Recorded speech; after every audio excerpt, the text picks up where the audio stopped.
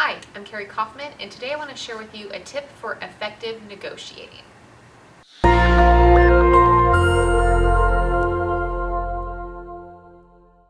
So here's a tip that's often overlooked in negotiating and sales circumstances. And the tip is be okay with silence.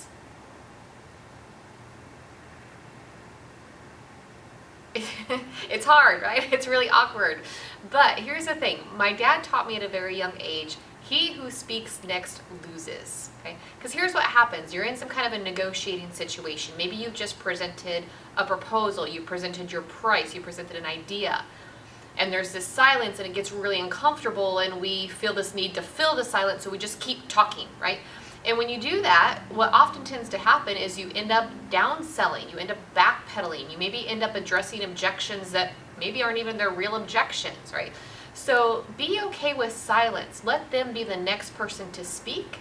And then you can hear if there are objections, what they really are, so that then you can address them, right? So it's a little bit uncomfortable. It will feel like an eternity, but if you're okay with silence, you'll get more information out of the other person to help you take the next best step.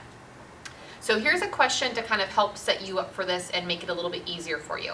After you present, let's say you just presented your price, you presented a proposal. Say this next. How does that fit with what you had in mind? Then you can be okay with silence. You've posed a question rather than leaving your empty space on a period. You left it on a question mark, right? So now it's natural for them to be the next person to speak. And by asking that question, it's a great question to get a little bit more insight as to, what they thought of your idea or your proposal. So be okay with silence.